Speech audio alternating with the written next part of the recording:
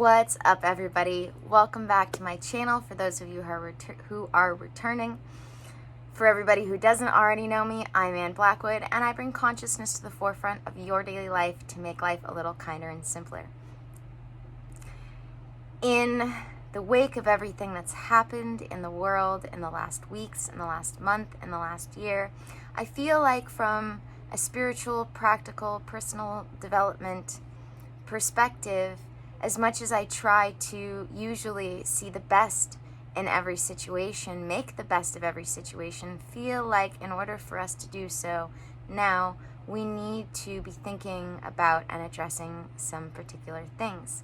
This is going to be a series, the first of a series of a couple of videos that I'm going to be doing before I return back to my usual spiritual personal development things. And everything I do and think about has an element of and a concern in the spiritual and the practical and the personal, as far as our personal growth. So I'm going to be referring back to my notes a lot this time as well, because I feel like of everything I do, this is not one of the times that it is appropriate for me to be doing this on the fly and from just my memory. So, Newspeak, a term that was coined in a book called 1984, is here, and unfortunately, it's not good. When we take away words, we take away our ability to fully realize and our ability to fully conceptualize, our ability to speak ideas into reality. When we take our words or change the definitions of words, we take our freedoms. People back in the 1700s understood this. So if we now, over 200 years later, are so much more enlightened, as we like to think of ourselves, should we not be supporting anything?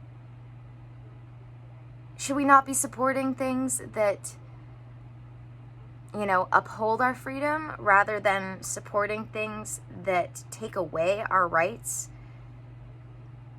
that people fought for so long ago? But in the last 10 years, we have started to decline away from our enlightened ways. So, what am I talking about specifically? Our right to freedom of speech is being infringed upon and taken away every day at the rate that is real and has real consequences and is truly a cause for concern. Right now, there is a proposal before the House of Representatives of the United States government and of the United States people, that no gender-specific nouns can be used. Now, what this means exactly is that when our representatives are speaking for us, the people, amongst themselves, they cannot use terms such as mother, father, sister, brother. Now, I want to stop for a second and talk about precedents and what it means to set precedents. Setting precedents is when we allow something to be okay because someone else has done it and we have deemed it okay. So by setting this precedence, it also means that whatever is the opposite is not okay. And so we are in setting a precedent, setting a priority for something, deeming it acceptable. And not just in this particular case, but in cases in the future, and circumstances in the future, and situations in the future. Setting a precedence is, by definition, a priority claimed or received because of greater importance. So in letting the government and our government representatives set a precedence for something, it then becomes something that the population sees as okay or not okay. So setting this precedence of making it not acceptable, not okay, not allowed to speak certain words when they are on the floor speaking to each other, we then demonstrate that this is what we are supposed to do in our life. We are demonstrating that this is something that the average person wants in their life, and that is not necessarily the case. So much so that the very Speaker of the House has done the very opposite of what she is putting in as a potential rule for her fellow constituents to follow. This law is Clause 8C3 of Rule 23 of the House Codes of Official Conduct, if you want to look it up yourself.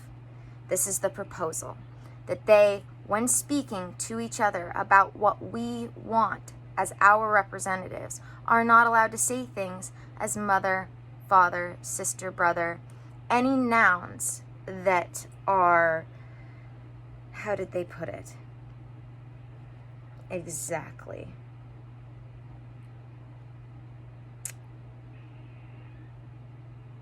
Any nouns that are of a gendered nature. So,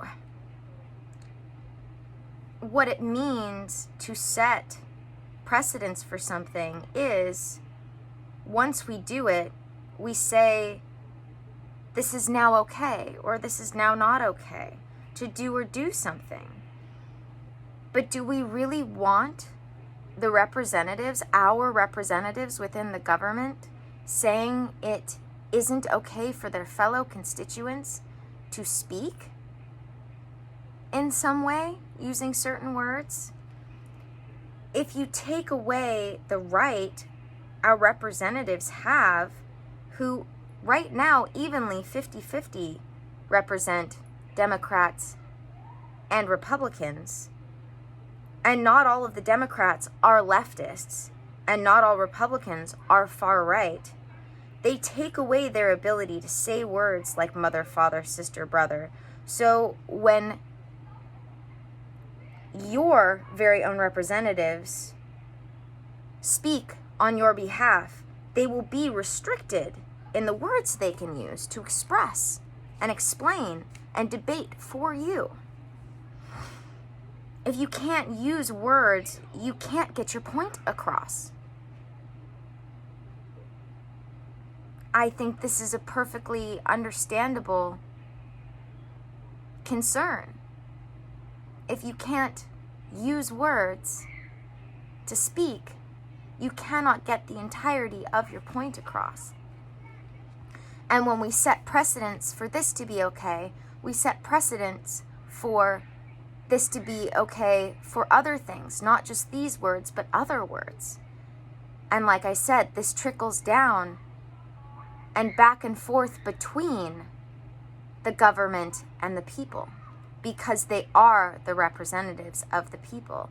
But the thing is that these people that are trying to impose this on our representatives right now only actually are standing up for a very small group of people in doing this, and not for everyone as a whole. This is dangerous. They have already changed the dictionary to say that racism can only be inflicted on minorities, therefore changing the very meaning of racism itself. And this is dangerous. Because if you think about it, think about what we are fortunate to still understand now that our children may not in the future, is that racism means judging a person based on the color of their skin rather than the content of their character. So why would they want people to think that you cannot be racist towards, in this instance, white people? Because I can tell you that as someone who has white skin themselves, you can absolutely be hurtful towards me. I am not unfeeling. I am not in any way so protected by the color of my skin that you cannot hurt my feelings. And that is what they're trying to say in doing this. Racism can only be inflicted on what they consider minority races. And we know this to not be true, but what they're doing with this is asking people to believe, which is something they say to be fighting against themselves, that the color of our skin is what we should be judged upon rather than the content of our character. I can tell you that I have been called some very nasty and hurtful things over the last 5 years because I'm white in skin tone. I can tell you that people have judged me not based on the content of my character in the last 5 years, but instead, not that to say that everyone has, but I have had people judge me based on purely the color of my skin rather than the content of my character in the last 5 years. And the fact that we are setting the precedents for this to be okay, again, it scares me. Especially because in hypocritical fashion, that is what some would say they are fighting against. So, do we really want to be setting the precedents for and feeding a precedence for this kind of thought? Do we want to be setting the priority to take away or infringe upon our rights in general? Should we really be encouraging people to think that they cannot be mean and hurtful to others depending on what that person's skin color is? And that we should not consider the content of their character based on what their skin color is? Because this is happening in reverse now. And I think people don't truly understand the gravity of this and how much it's actually happening. Because no matter what the original intentions were, that is what is happening. It is what is happening. It did happen, and it is happening. And to go back to the House of Representatives, why would they be supporting something if they're supposed to be our representatives that they clearly don't believe themselves? And I want to show you my example of this, which is the very Speaker of the House herself doing the very opposite of what she is trying to put into effect. And recently. I stand before you today as an officer of the Constitution, a Speaker of the House of Representatives.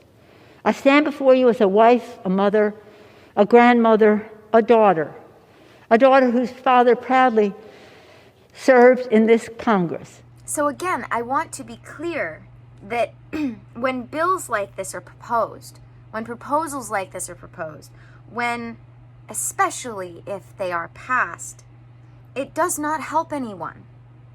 It does not give anyone more freedom. It does not give anyone more access to their rights, of which we already have. It forces everyone to follow the rules of a few. That's not upholding our freedoms. That's not even better upholding our freedoms. That is taking freedoms away from many for the sake of a few. We can all get along. We can all be curious. We can all respect each other without taking away anyone's freedoms. We were doing amazingly out in the real world with this for quite a long time. On an everyday human-to-human basis. Up until about 6 years ago.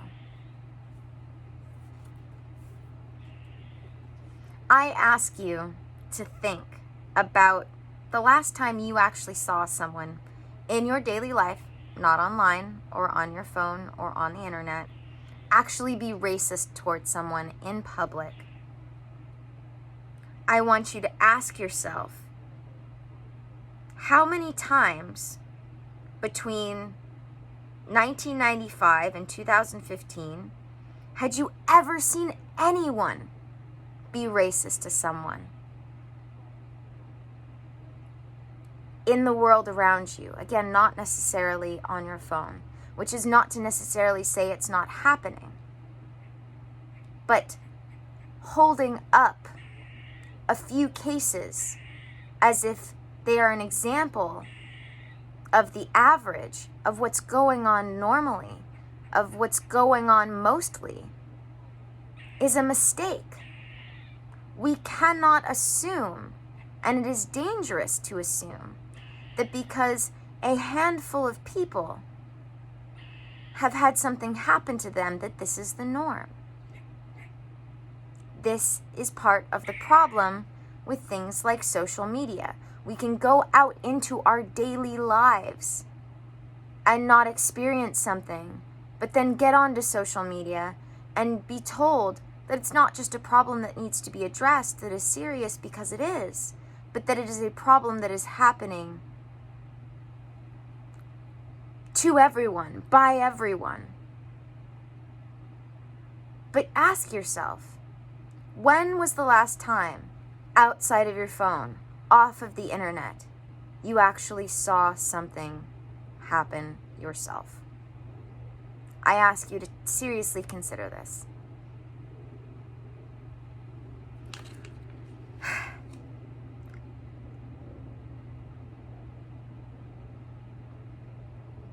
We need to consider the fact that to judge and condemn a whole race of people for what a small handful of a mix of people are doing, is that something that's okay? Because most people would say no if you just posed it to them in that way. Should we judge an entire race of people based on what a small handful of a mix of different races of people are doing? That's what Hitler did with the Jews. That's what the Holocaust was all about. Condemning a race of people, an entire race of people, in their mind, who, in his mind, had done them wrong, based on his experiences with a few people. But this is what people are being encouraged to do every day. And it always starts with the restriction of speech. The Nazis were voted in legally, but after that happened, they put into effect laws that made it illegal to say anything that criticized Hitler or the Nazi Party. First, with newspapers and the radio, which were their means of communication. It was their source of information at the time. Right now, that's happening with us, with the censorship of social media, with them taking Parler offline, because they didn't just take Parler out of the app stores. They had Amazon take it off the internet entirely. So even if you had downloaded the app, you couldn't use it. That is what's happening with CNN trying to get Fox News shut down and off the air. Just the way Hitler took over the newspapers and the radios. Universities, their professors, and students at that same time, around that same time, were making banned books lists. And they were making these lists based upon what they considered not German, non-German literature, collecting them and burning them. And anyone who was caught hiding these books were arrested for treason.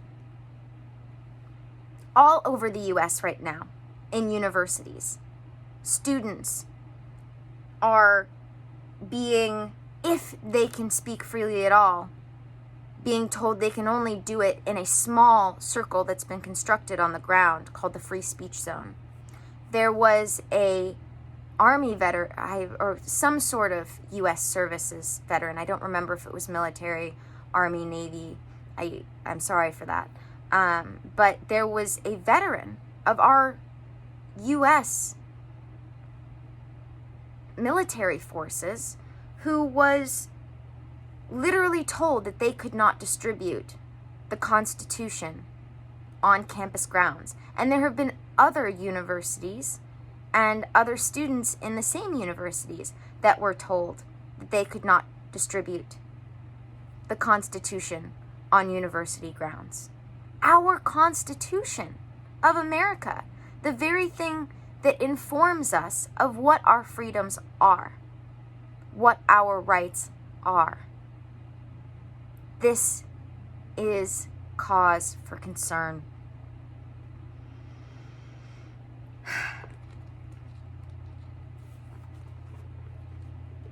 The pre-Nazi government in Germany had made it so that radio, all radio at the time, was state-controlled.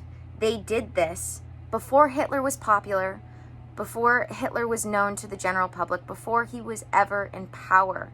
They did this because they were trying to protect their democracy in trying to ban what they considered their fake news of the time.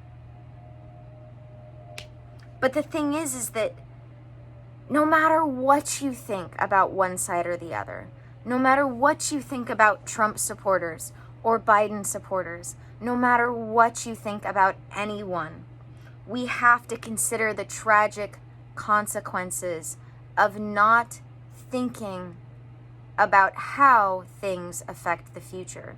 Because those very laws that they put into place to make radio state-controlled at the time was the very laws that Hitler used for his own nefarious ends. And you have to ask yourself, do the ends justify the means?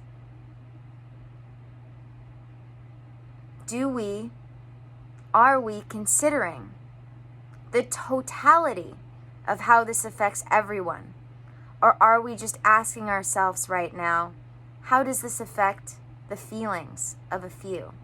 Are we asking ourselves, how does this affect our safety? Rather than just, and our safety in the future, rather than just asking ourselves, how does this affect the feelings of a few right now? The thing is that, like I said, no matter what side you're on, well-intentioned laws can have tragic consequences. Because like Hitler using the censorship laws of his day on not just the Germans, but using it then against the whole world.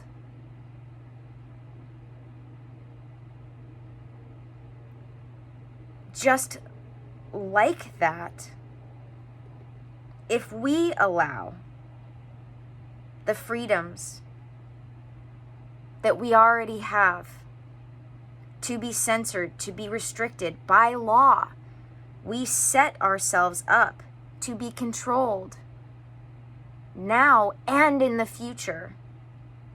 And we set ourselves up now to be controlled in the future by the unknown and the unforeseen, which is why we have to always be taking into consideration all perspectives, not just our own. Even if it doesn't seem possible now, we have to consider how things can be used against us in the future. Even 6 years ago, I would have never thought people could become more racist rather than less. We have to consider these dangers. I would have never thought that the sentiments and situations we found ourselves in when we were trying to combat online bullying would have those very same people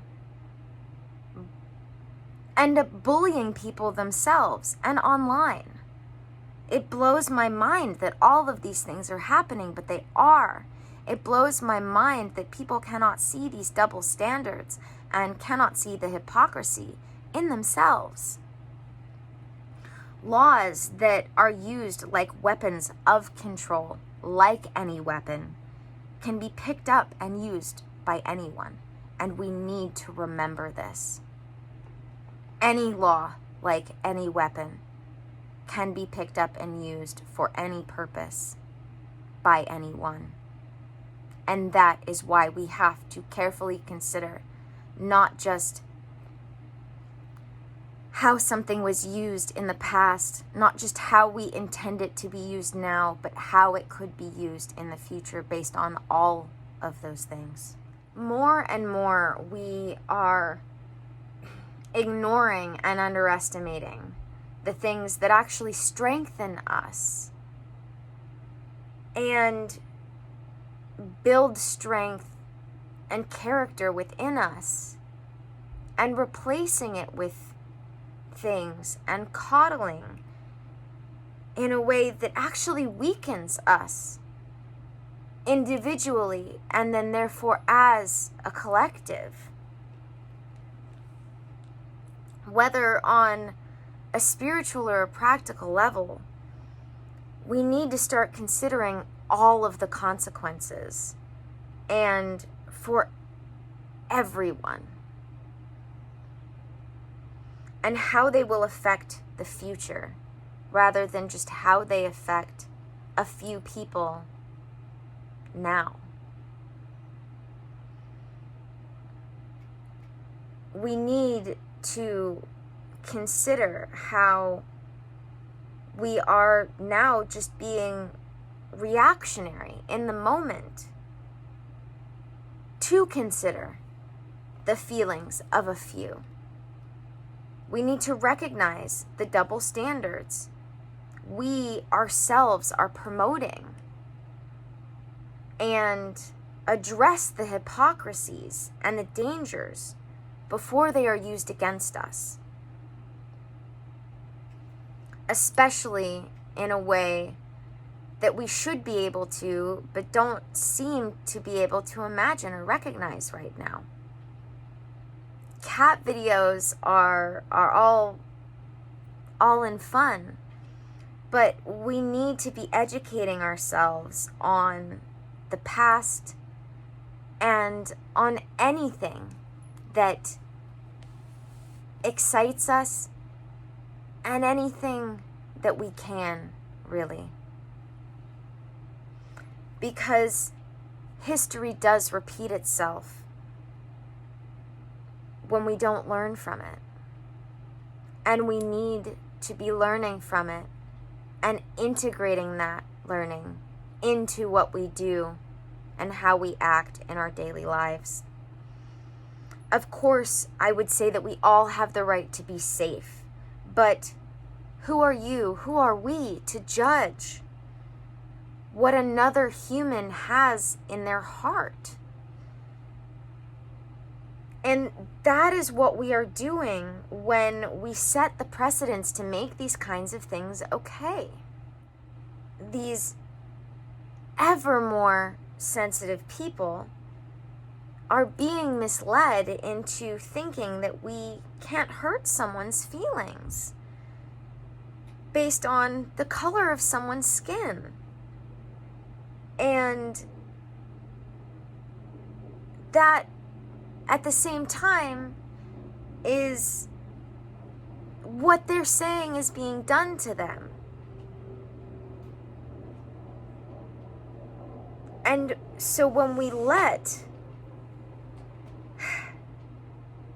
this be what our laws are based upon in the moment to govern all of us, when they are especially based on the concerns of just a few and based on their feelings, we have to sit up and take notice and be concerned. You have the right to safety, not to have your feelings be protected at all times to keep you comfortable. Because, and especially because this is determined by you, not by anyone else. Letting anyone decide what another person means or has and intends in their heart based on especially words that are so easily misunderstood, misconstrued, and are always coming from our perspective in our understanding of them, not in our understanding of the person who's saying them. By allowing our laws to take these kinds of things into consideration and then be set based upon them is a dangerous game that we shouldn't be playing with our laws that are supposed to uphold our freedoms. Freedoms that we already have, not infringe upon them, and not restrict or threaten them. So I ask you all to consider how this and what you do in your daily life right now, on and off the internet, affects other people and how it could affect the future. What precedents are you setting by your behavior, your actions, your words? And instead of just considering yourself, consider the future.